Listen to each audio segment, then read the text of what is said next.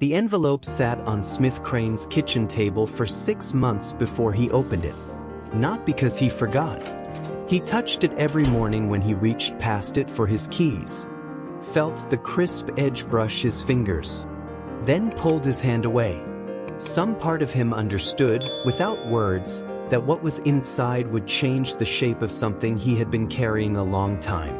He was not ready to lay it down just yet, so he left the envelope where it was, beside the scratched ceramic mug he used every single day, the one with the hairline crack running from the handle to the base that had never once leaked. He kept using it. He was not a man who threw things away just because they were damaged. That detail, the cracked mug, the discipline of keeping it, would have meant nothing to anyone who did not know what had happened 9 months before the envelope arrived.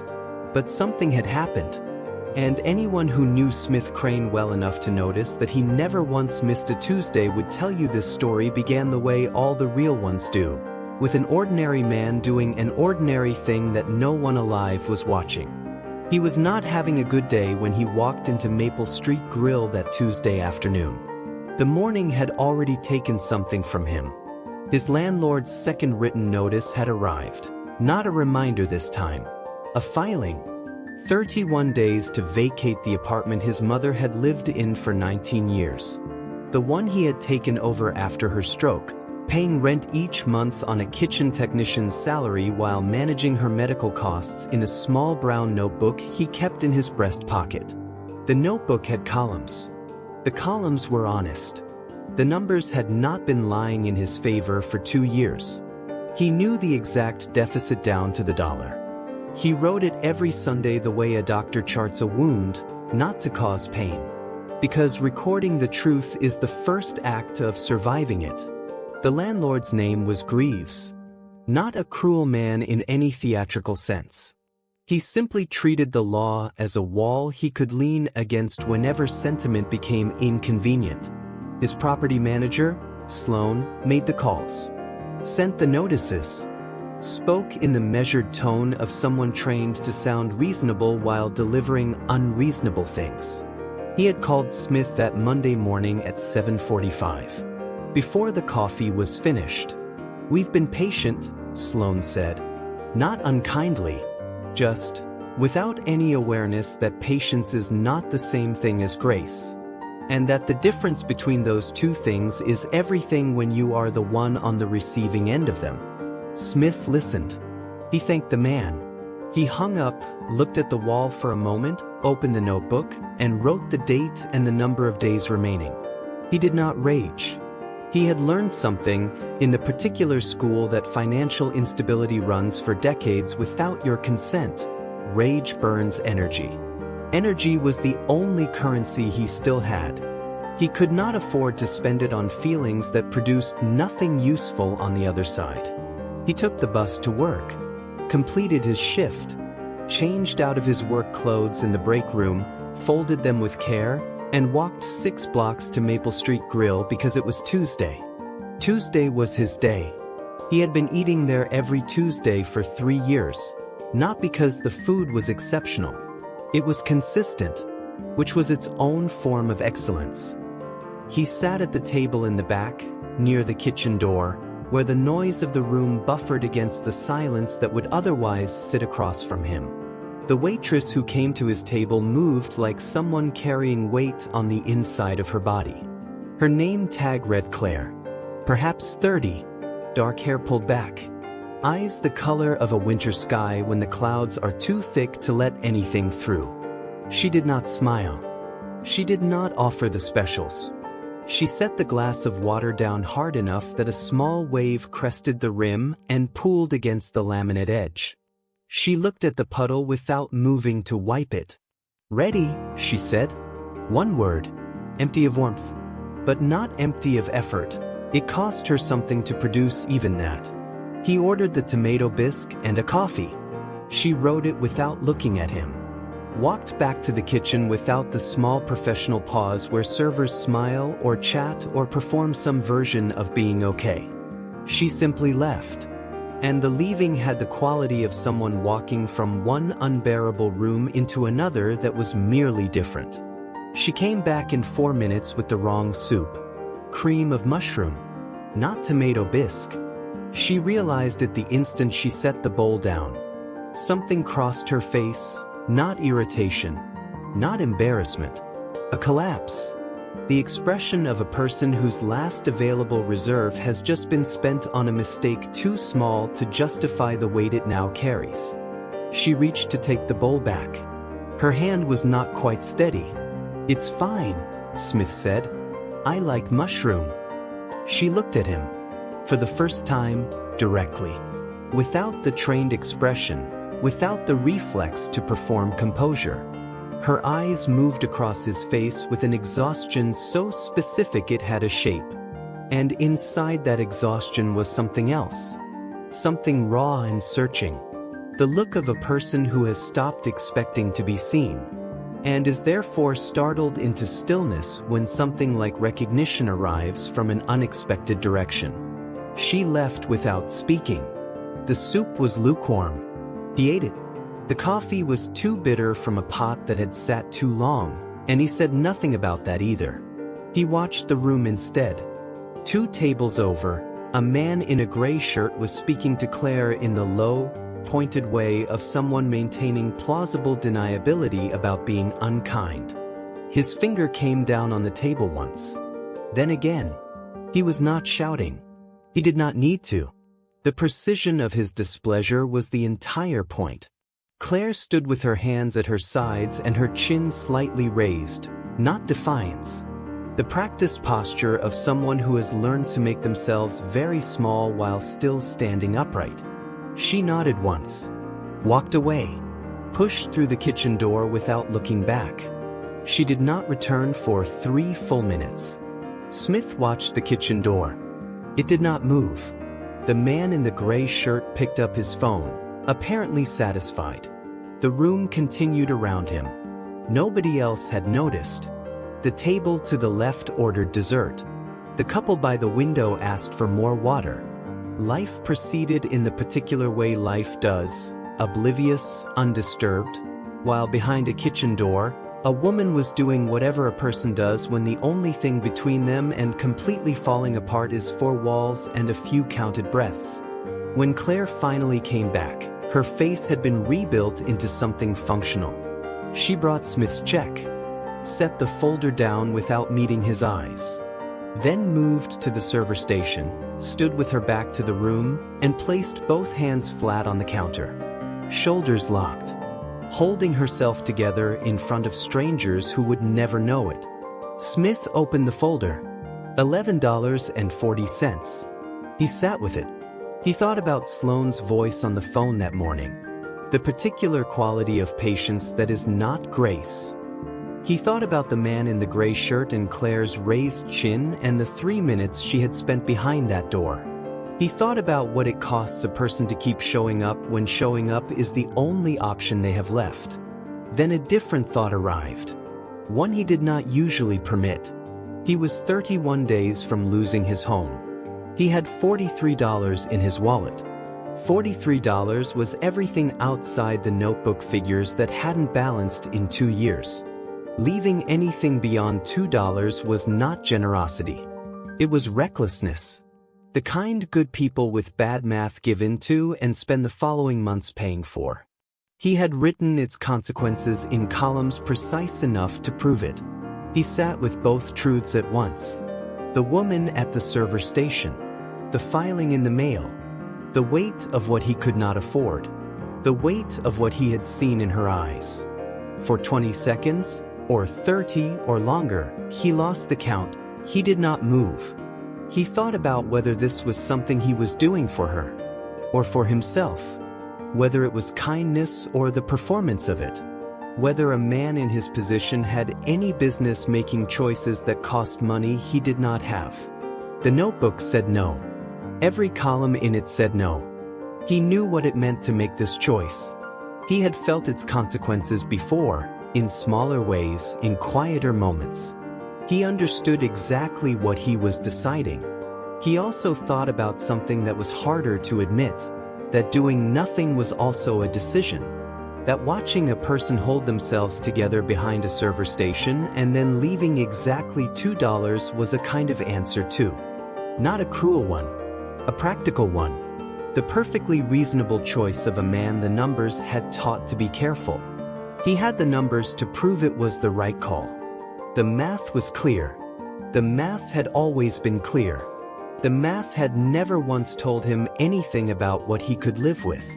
Then he reached into his breast pocket, took out his wallet, placed two $20 bills in the folder, closed it, set it at the edge of the table, put on his jacket, walked out of Maple Street Grill and turned left onto the street without looking back.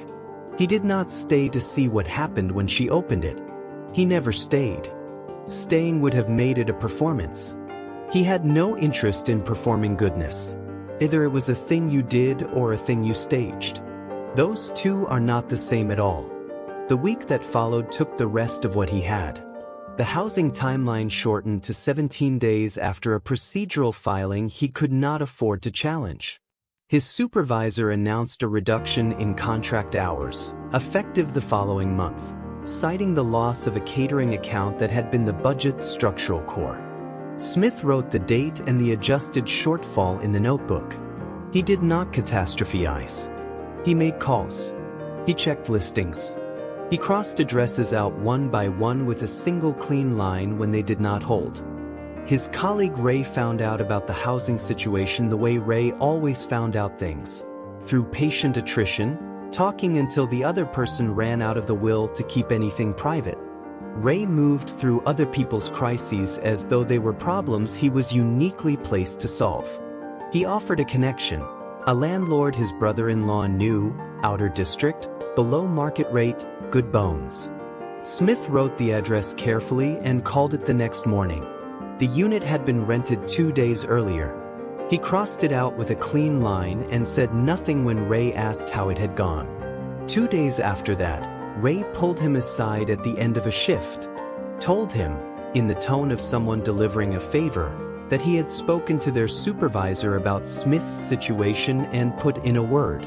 Said it with the satisfied expression of someone who has moved a piece on a board without understanding the game. What he did not mention, and what Smith learned through a different colleague that Thursday, was that the word Ray had put in was the word struggling. That word, once attached to a person in a working environment, has a way of quietly closing doors that had been standing open. 2 additional shifts Smith had been informally promised went to someone else. No confrontation. No moment that could be named or challenged. Just the particular silence that follows when something you expected does not arrive, and you know, without proof, without recourse, exactly why. Smith wrote nothing about this in the notebook. Not because he could not quantify it, because some costs do not belong in columns. Some things you carry, and the carrying is its own kind of answer. What no one knew, not Ray, not Sloan, not Greaves with his procedural filings, was why the landlord had a legal foothold in the first place. The housing complaint that started the entire chain was a noise report filed 18 months prior. A smoke alarm on the 3rd floor, going for over a minute with no response from inside the apartment. Smith had been the one who heard it. He used the building key the superintendent trusted him with. Let himself in when no one answered. Found the elderly widower who lived there, a man named Mr. Ashford, unwell. Not critically. Enough. He called the ambulance and waited until it arrived. The door was left unlocked in the commotion. The neighbor on the other side filed a complaint about the alarm without understanding why it had been sounding. Ashford never connected the sequence. Smith never corrected the record, because correcting it would have required placing himself at the center of someone else's crisis. That was not how he understood the purpose of having been there. He wrote none of this in the notebook. Some things are not columns. He found housing with 9 days to spare. A basement unit 3 blocks from work. No natural light in the main room. A pipe in the wall that clanged twice each night around 3 a.m. with the regularity of something that had made peace with being broken without being fixed. The rent worked if he removed savings from the calculation entirely. He moved on a Sunday in 2 trips in a borrowed car. Washed the windows from the inside before unpacking a single box. Put the cracked mug in the cabinet above the sink and the notebook in the drawer beside it. He did not hang anything on the walls. No point making permanent what might still need to change. The pipe clanged at 3 a.m. the first night. The second. The third. By the fourth he had stopped waking to it. The body learns what it must. He started a second job, weekend prep shifts at a small bakery 2 streets away, run by a woman named Josie Calloway who was 63 and had been baking bread since she was 8 years old in her grandmother's kitchen. 55 years perfecting something she had never once been impatient about. Josie worked with a precision Smith recognized immediately. Not the precision of someone trying to be perfect. The precision of someone who understands that care expressed through craft is its own complete language, spoken without words, received without needing to be translated. She taught him things once and did not repeat herself. Every morning, without exception, she folded a small piece of wax paper and set it beside his station. Something from that day's batch. Whatever had come out with the particular integrity of a thing made right. She never said it was for him. She never referenced it afterward. She did not look at him when she placed it there. He ate it each time and said nothing. They worked side by side in the flour-dusted early morning quiet, and neither of them felt any need to name what they were doing, which was simply being decent to each other without requiring credit for it. 2 people who understood that kindness offered without ceremony is the only kind that lasts. 2 months passed. The math in the notebook improved, slowly, honestly, by a small verifiable amount. He bought a lamp for the main room. He made no other changes. He continued going to Maple Street Grill on Tuesdays. Claire was absent the first few weeks. A different server, efficient and unbothered. Then one Tuesday she was back, moving through the room with something different in the set of her shoulders. A fraction of ease, barely visible. The way the surface of water changes when what was disturbing it from below has finally gone still. She took his order without recognizing him. He had been one face among hundreds. He ate, left a standard tip, and walked home past the building where he no longer lived without looking up at the window that had once been his. He was walking home from the bakery on a Tuesday in late October when he passed Maple Street Grill and looked through the front window without slowing. Claire was at a table near the front. A child, perhaps 4 years old, was explaining something to her with both hands moving in large, urgent circles. Claire was leaning down to listen, and she was laughing, not performing laughter. Not the professional warmth that service work requires. The real kind. Unguarded. The kind that only happens when something reaches a person in the exact place where their defenses have completely come down. She looked entirely different from the woman he remembered. She looked like someone who had traveled somewhere very far and found, on the way back, that the life waiting for her was worth returning to. He kept walking. It was not his business. Nothing he was owed by knowing she was all right. But for the next few blocks, he carried the image of it with him. The way real laughter looked in a face that had nearly forgotten how to hold it. 3 weeks later, Josie set the wax paper beside his station and then did not walk away. She stood across the prep table from him with a small envelope in both hands. The expression of someone who has been considering how to do this for some time and has finally decided that the truth is worth the slight awkwardness of saying it out loud. "My niece works at Maple Street Grill," Josie said. "Just down the road from here." Smith kept his hands moving. He did not look up. "She told me something a few weeks back. She'd been trying to find someone for months. Works the Tuesday lunch shift. Keeps looking at faces." The pause. "She found out that morning, the morning of the day she will remember for the rest of her life, that her mother had been diagnosed. Third stage. The call came during her prep shift. She had to keep working the floor. She kept making mistakes. She was terrified she was going to fall apart in the middle of that restaurant and lose the job she could not afford to lose. Her mother was 3 states away. Her next day off was 9 days out. And the doctor's words had made 9 days feel like something much, much longer than it was. Josie turned the envelope once in her hands. She found the tip after the man had already gone. She told me she stood at the server station for a long time before she could move. Josie paused. And then she said something I have been thinking about ever since. She stopped. Let the kitchen go quiet around those words. She said it felt like being seen. The beat. Not pitted. Not managed. Like someone had looked directly at her, right through the uniform and the wrong soup and the broken shift, and made a quiet, deliberate choice that said, I notice what you are carrying, and I am not going to add to it. Josie set the envelope on the counter with both hands.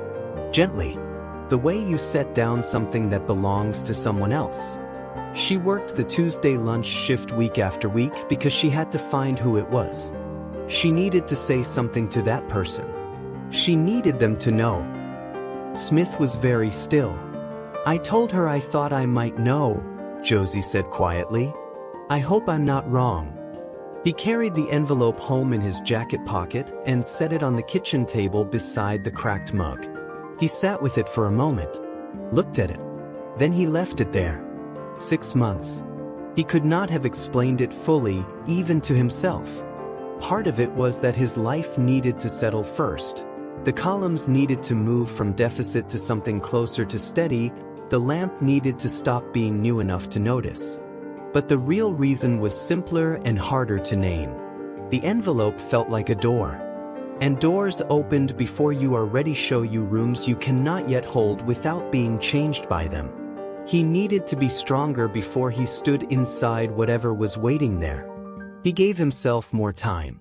He opened it on a Tuesday morning in early spring. At the kitchen table. In the gray light coming through the high basement window above the sink. He made coffee first. Sat with it for a few minutes. The way a person sits before doing something they understand to be irreversible. Then he picked up the envelope and opened it with one clean motion. No hesitation once he had decided. That had always been his way. Inside was a card. Handwritten. Small, careful letters sitting close together. Someone measuring each word the way you measure something you cannot replace. It said, "You didn't know me. You saw me anyway. Because of you, I didn't give up on the last 8 months of my mother's life. I was present for all of them. Every hard moment. Every good one. I didn't miss a single day, because a stranger decided, for a reason I will never fully understand, to choose grace instead of keeping score. Thank you isn't the right word, but it's the only one I have." Below that, the $40 returned. Interest calculated at the bottom in the same small hand, as though it were a debt she had been carrying on the books and was determined to close honestly. And at the very bottom of the card, in different ink, heavier pressure, written at a different hour from the rest. She died in February. I held her hand. I was there. Smith set the card flat on the table. He placed both hands on the surface beside it, and did not move for a long time. He thought about the columns. Every one, going back 2 years. He thought about Sloane's voice and the specific quality of patience that is not grace. He thought about Mr. Ashford and the smoke alarm and the name written nowhere in any record. He thought about the $43 in his wallet on a day the notebook said he could not afford them, and the long stillness before the decision. How the arithmetic of that moment had felt. Not like sacrifice. Not like virtue. Like the simplest available choice, when you hold both truths in front of you and ask yourself honestly which one you can live with. He thought about Josie. The wax paper. Every single morning. Wordless. Consistent. Asking nothing. A thing given with no invoice attached, no expectation of return, no moment set aside to receive credit for the giving. Then he thought about something he rarely allowed himself to consider directly. All the moments across 2 difficult years, the basement apartment, the pipe at 3 a.m., the single lamp in the main room, the notebook with its honest and unforgiving columns, when someone might have looked at him carrying everything he was carrying and chosen, for no reason they could name or defend, to set something quietly on the table before walking away. He could not know when that had happened, could not know who had done it. But he knew, with the certainty that comes not from reason but from the long accumulation of evidence a life gathers whether you are paying attention or not, that it had. That the fragile architecture of a life that had not broken yet was not built on his discipline alone. Something else had been moving beneath it all along. Some hand had been there, behind the moments he had filed as luck, as chance, as the merciful randomness of a world that occasionally, quietly, decides not to finish what it started.